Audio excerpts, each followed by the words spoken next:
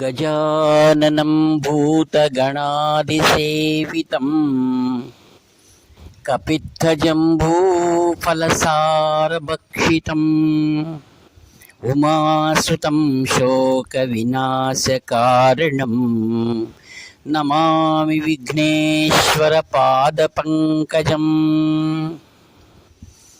సదాశివసమారంభాం శంకరాచార్యమధ్యమాం అస్మదాచార్యపర్యంతాం వందే గురుపరంపరాం.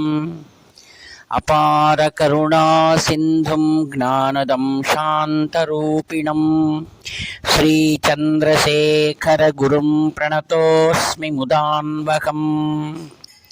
దేవే దేహే చ దేశే చ భక్త్యారోగ్యసుఖప్రదం బుధపామర సంసేవ్యం తం శ్రీజయేంద్రం నమామ్యహం.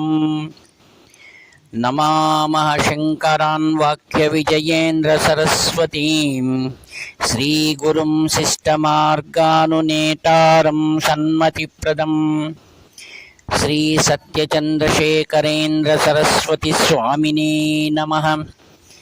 సర్వమంగళమాంగళ్యే శివే సర్వార్థసాధికే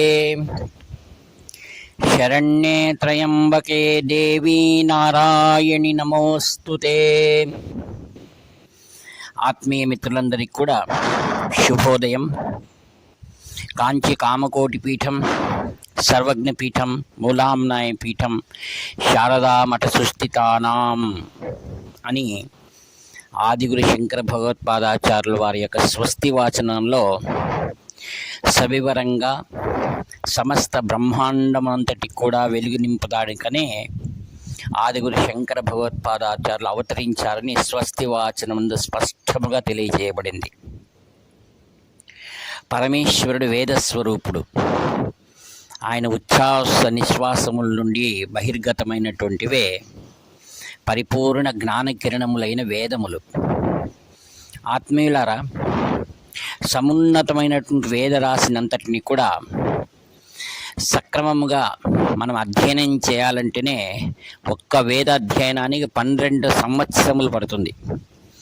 అటువంటి 4 వేదములన్నింటినీ కూడా కేవలం 5 ఏళ్లలో ఉపనయనమైనటువంటి ఆదిగురు శంకర భగవత్పాదాచార్యుల వారు 3 ఏళ్లకే అనగా 8 సంవత్సరములకే సంపూర్ణమైనటువంటి వేదరాశినంతటినీ కూడా అర్థసహితంగా వాటిని బోధించడానికి ఆయన ఉపక్రమించాడంటే ఆయన ఎంతటి జ్ఞాన ఖనియో మనకు అర్థమవుతుంది.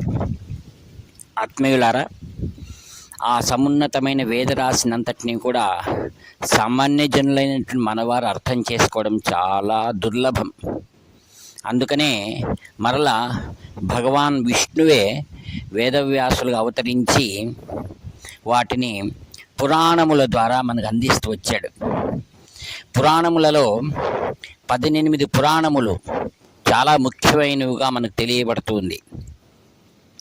అందులో మార్కండేయ పురాణము దేవికి సంబంధించినటువంటిది, శివపురాణం శివుడికి సంబంధించింది, విష్ణు పురాణం వైష్ణవుడికి సంబంధించినటువంటిది, గరుడ పురాణం ఉత్తర క్రియలందు చదువునటువంటిది.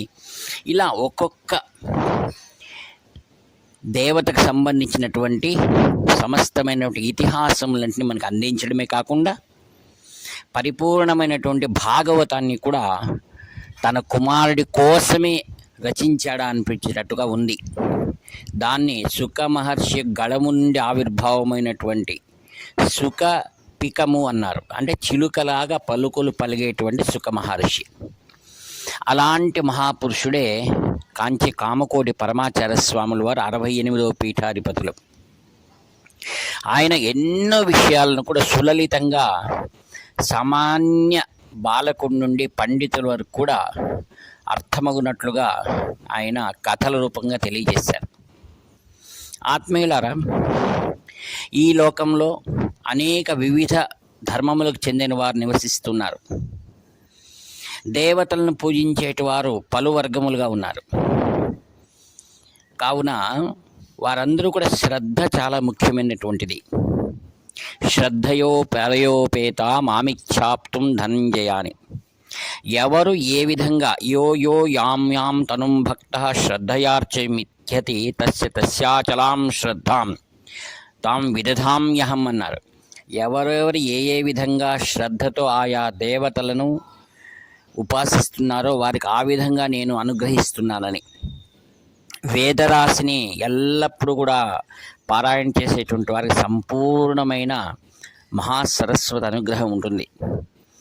అలానే విద్యను ఉపాసించేవారు, మహాలక్ష్మిని ఉపాసించేవారు, ఆ మహాశక్తిని ఉపాసించేవారు. ఆత్మీయులారా, ఒక గ్రామంలో ఒక భక్తుడు ఉండేటువంటి వాడు. అతనికి చాలా పరమశివుడి పైన అనన్యమైన భక్తి, చాలా గొప్ప శ్రీమంతుడు. అలా భక్తి చేస్తూ చేస్తూ నిరంతరం కూడా శివనామస్మరణతో ఆయన హృదయం పరిపూర్ణమై ఉండేది. అయితే విధివశాత్తు అతని యొక్క సంపూర్ణమైనటువంటి సంపత్తంతా కూడా దినదినము కూడా కరుగుతూ ఉందన్నమాట. అలా కరుగుతున్నప్పుడు ఎన్నో బీద స్థితికి వచ్చాడు అతను. అయినా ఆయనలో పట్టు వదలలేదు. ఒకరోజు వారి ప్రియమిత్రుడు ఒక ఆయన చాలా పేదరికంగా ఉన్నటువంటి వాడు గొప్ప శ్రీమంతుడు అవుతున్నాడు, ప్రతిరోజు కూడా దినదినాభివృద్ధి. ఆయన స్నేహితుడు అన్నాడు, నీవు పరమేశ్వరుని అర్చిస్తున్నావు, ఎందుకు గాను నీకు ఇలా దుఃఖం ప్రాప్తమవుతుంది, లక్ష్మీదేవి వెళ్ళిపోతుంది కదా అనగా, మరి ఏం చేయాలి, నా భక్తి అటువంటిది అన్నాడు. నేను వదలలేకున్నానంటే ఒకసారి ప్రయత్నించి ఆ యొక్క మహావిష్ణువుని పూజించు, అందువల్ల నీకు అనుగ్రహం కావచ్చు అన్నాడు.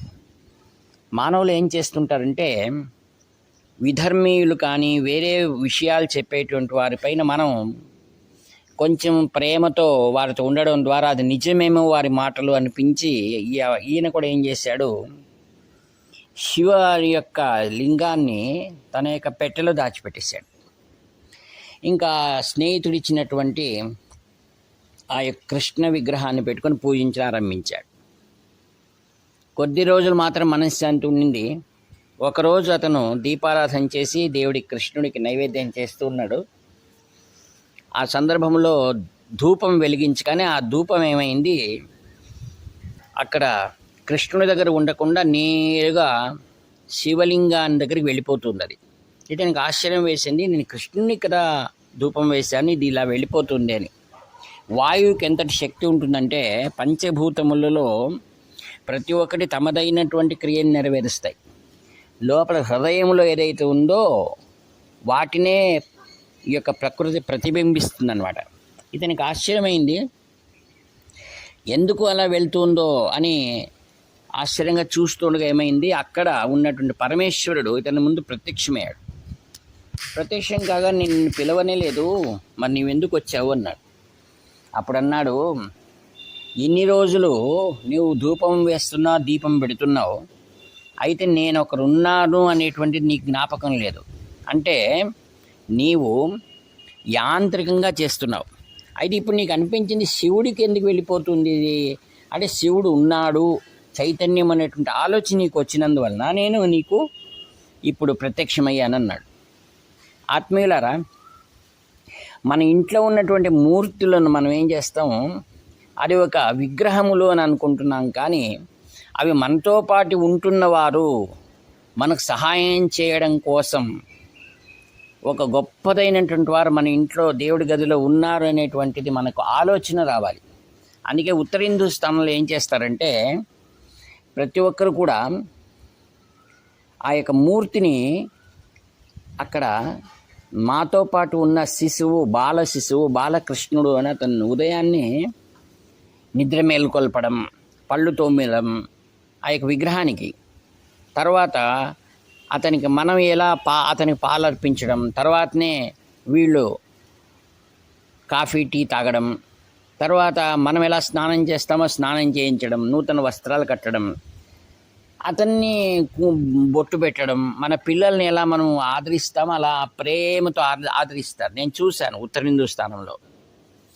వాళ్ళు అలా చేస్తుంటే మనకు అనిపిస్తుంది, ఏంటి వీళ్ళు ఇంతగా వాళ్ళు చెప్తారు, మా లల్లా, మా కృష్ణుడు, మా ముద్దు కృష్ణుడు, అని అలా ప్రేమిస్తారు వాళ్ళు. ప్రేమించినప్పుడు వాళ్ళకి ఎలా ఉంటుందంటే అలా చేస్తూ చేస్తూ చేస్తూ వారిలో ఆయన్ను శయనింపచేసి భోజనం పెట్టి శయనింపచేసి 2 పాటలు పాడి ఉయ్యాలు ఊపి పడుకోబెట్టి పడుకో స్వామి అని చెప్పేసి వారు వచ్చి యథారీతిగా వాళ్ళ కృత్యాలు చేస్తుంటారు.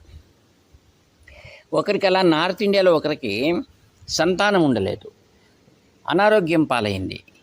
తర్వాత ఇలా చేస్తూ వేరొక స్నేహితులు చెప్పారు, మీరు ఇలా చేయండి, భగవంతునే ప్రేమించండి, భగవంతునే బిడ్డ అనుకోండి అని. వాళ్ళ చేయగానే సంపూర్ణంగా ఆరోగ్యవంతురాలైంది. అలానే ఇంకొకరు అలా ప్రేమించడం మొదలు పెట్టగానే వారికి ఇంట్లో బాలలీలలు కనపడడం ప్రారంభమయ్యాయి. వారి ఇంట్లో ఉన్నటువంటి అనేకమైనటువంటి ఆరోగ్యము, ఆనందము, సుఖము కలగడం ప్రారంభించింది. అందుకే పూర్వీకులు ఏం చేశారంటే అలాంటి ప్రేమను వాళ్ళు భగవంతునితో పంచుకునేవారు.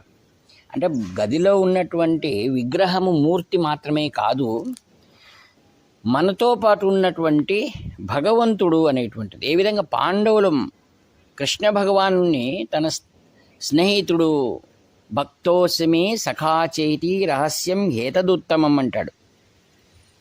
భగవంతుడు అంటాడు, నువ్వు భక్తుడు అంటే ఈ ప్రేమను పంచేటువంటి పరాకాష్ఠకు భక్తి అంటారు.